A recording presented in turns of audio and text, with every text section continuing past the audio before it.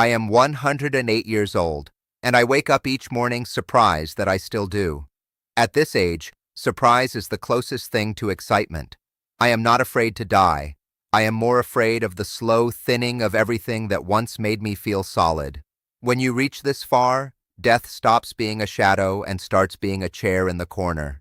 It's just there, quiet, patient. I don't look at it much anymore. We've been sitting in the same room a long time. My hands tremble when I lift a glass. My hearing comes and goes like a stubborn radio signal. Most of the people who once spoke my name are gone. That part is harder than the bones. I am not brave. I am not at peace in the way young people imagine peace. I am simply finished with fighting the obvious. I was born in 1918. I have outlived 2 wives, a younger brother, most of my friends, and, hardest of all, my eldest son. There is no order to these things. You expect to bury your parents. You do not expect to stand over the small casket of your own child. Even at 108, that memory has edges. I spend my days in a small room that smells faintly of soap and old paper. There is a window that looks out onto a parking lot. I watch people come and go. They walk quickly. They always walk quickly. Time used to feel like something I could manage. Now it feels like something that managed me. When I was young, I was certain I would not live this long. No one plans for 108. I assumed I would work, retire, maybe travel a little, sit on a porch somewhere and complain about politics. I never pictured this quiet narrowing. I worked as a railway clerk in my 20s. It wasn't glamorous, but it was steady. I liked steady. I liked knowing what would happen at 9:15 in the morning and again at 4:40 in the afternoon. Trains arriving, trains departing. I kept records. I wore a press shirt and believed that diligence was a kind of virtue. I married at 27. Her name was Margaret. She had a laugh that came out in short bursts, like she was surprised by her own joy.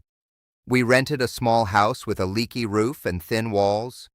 We did not have much, but we had evenings together at the kitchen table. Those evenings felt endless. I told myself I was building a life for us. I stayed late at work. I volunteered for extra shifts. I said yes when my supervisor hinted that yes would be remembered. I thought sacrifice was temporary. Margaret would wait up sometimes. I would come home tired and kiss her forehead instead of her mouth. Just a few years, I'd say. We'll have more time later. Later is a dangerous word. It stretches. It promises. We had 2 sons, Daniel first, then Peter. I remember holding Daniel for the first time and being frightened by how small his fingers were. I remember thinking, I must not fail him. That thought became a kind of engine in me. I worked more. I told myself that providing was love. I told myself that children would understand one day. When Daniel had a school recital, I was at the station because a shipment had come in late. When Peter learned to ride a bicycle, I was asleep after a double shift. Margaret told me about it while I buttered my toast. I would nod and say, "That's wonderful." And it was. It truly was. I just wasn't there. It did not feel like neglect at the time. It felt like responsibility. Years pass quietly when you are busy. You look up and your sons are taller than you. You notice their voices have deepened. You try to remember when that happened. Daniel was a thoughtful boy. He asked questions that took time to answer. I often gave him short replies because I had papers to sort or a report to finish. I can still see his face when he realized I wasn't really listening. Not angry, just adjusting. Peter was louder, more forgiving. He would climb onto my lap even when I was reading. He smelled of grass and sweat. I would pat his back and say, "Not now, son." There was always a not now. Margaret never accused me. That may have been the worst of it. She simply carried more than her share. She went to parent meetings. She sat through fevers. She knew their friends' names. I knew their grades. When the boys grew older, they stopped asking me to come. That happened gradually. They stopped standing in the doorway of my study. They stopped knocking. I told myself that was natural. Boys need independence. Fathers must be firm. I was good at explaining things to myself. In my 40s, I was promoted. We moved to a better house. The roof did not leak. The walls were thick. There was a garden Margaret tended carefully. I remember thinking, we made it. But the house felt quieter than the small one had. Daniel left for university and rarely called. Peter followed 2 years later. Margaret and I sat at opposite ends of the dinner table. For the first time in years, I was home early. There was no one asking for help with homework. No muddy shoes by the door. Margaret looked at me one evening and said, "You have time now." She didn't say it cruelly, just as a fact. I did not know what to do with it. We tried to talk. We had always been kind to each other, but kindness is not the same as closeness. I realized how many of our conversations had been about logistics. Who would pick up Daniel? What Peter needed for school? Which bill was due? Without the boys, we were two people who had once been in love and had forgotten how to sit in that silence together. Margaret fell ill in her early 60s. It was slow at first. Fatigue, then pain. Hospitals became familiar. I was retired by then. I sat beside her bed and held her hand, finally with nowhere else to be.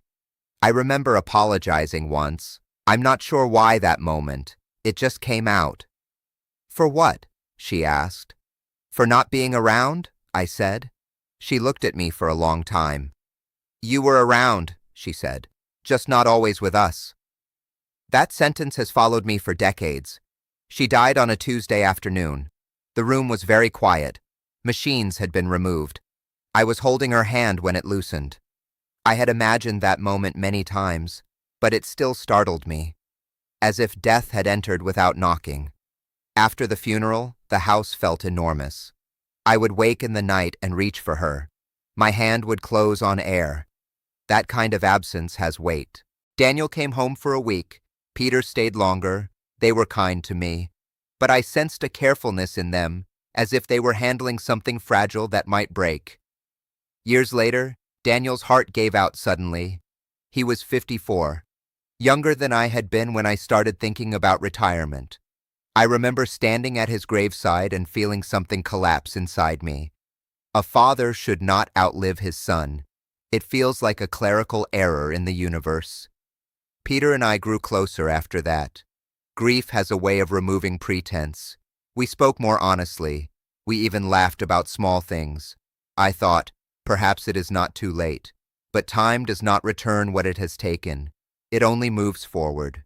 Peter died 10 years ago. Cancer. It was swift. I was already in my late 90s. I sat beside another hospital bed, holding another hand, listening to another set of machines.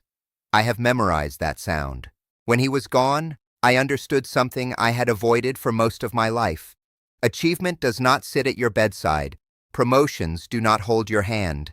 The careful reports I filed are dust somewhere.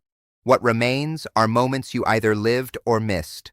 I am not afraid to die because I have already lost the things that made life sharp. The edges have been worn down. I have outlived my usefulness in most practical ways. I require assistance to dress. I forget names. I repeat stories. The world continues without consulting me. There is a kind of relief in that. I no longer need to plan. I no longer need to prove anything. I have been important and unimportant, loved and forgotten. The balance evens out. Sometimes young nurses ask me the secret to living so long. I tell them I don't know. I ate simple food. I walked to work. I worried too much. None of it seems like a strategy. Longevity is not a reward. It is simply what happened. What frightens younger people about death is the idea of ending. What frightens me is the idea of lingering without memory. I have seen that too. Friends who forgot their own children's faces. I have been spared that so far. For that, I am quietly grateful. When I say I am not afraid to die, I do not mean I am eager. I still enjoy the feel of sunlight on my hands. I still like the taste of tea in the afternoon. Small things remain. But I do not feel cheated anymore. If I could speak to the man I was at 35, I would not scold him. He was doing what he thought was right. He believed security was love. He believed there would always be another recital, another Saturday, another chance to sit longer at the table. He did not understand that life closes doors softly. You rarely hear them shut. I would tell him only this: Notice when your son is standing in the doorway. Put down the paper. The report will wait. The doorway will not. Not as advice, just as a fact. I sometimes try to remember Daniel's voice as a child. It is faint now.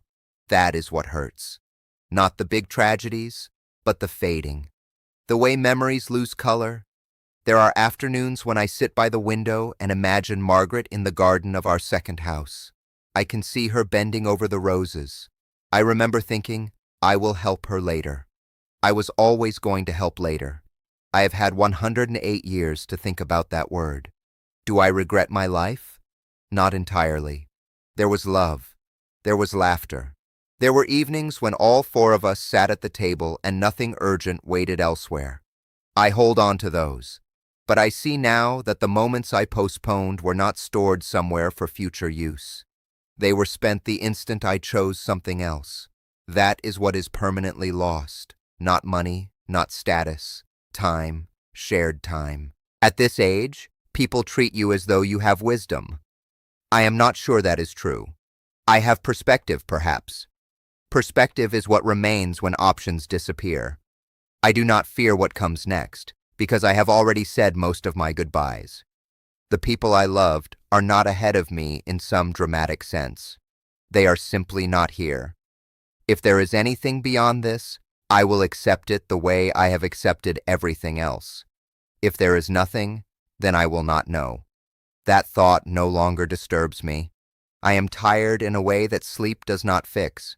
My body has done enough. I have done enough. The world will continue to rush past this window. Children will grow. Fathers will work late. Mothers will wait up. Some of them will sit in small rooms many decades from now and think about what they postponed. If you are listening to me, I do not ask you to change your life. I would not know how to instruct you. I only offer my memory as it is. There will not always be more time. I learned that too slowly. I have lived through wars, shortages, celebrations, inventions I could not have imagined. I have held newborns and closed the eyes of the dying. I have been certain and wrong many times. And now, at 108, I find that the fear I once had of death has been replaced by something quieter. A readiness, perhaps. Not eager, just ready. When my time comes, I hope it is simple. A chair by a window, light on my hands, maybe the faint memory of Margaret's laugh somewhere in the back of my mind. That will be enough. I am not afraid to die. I am only aware that I once believed I had more time than I did.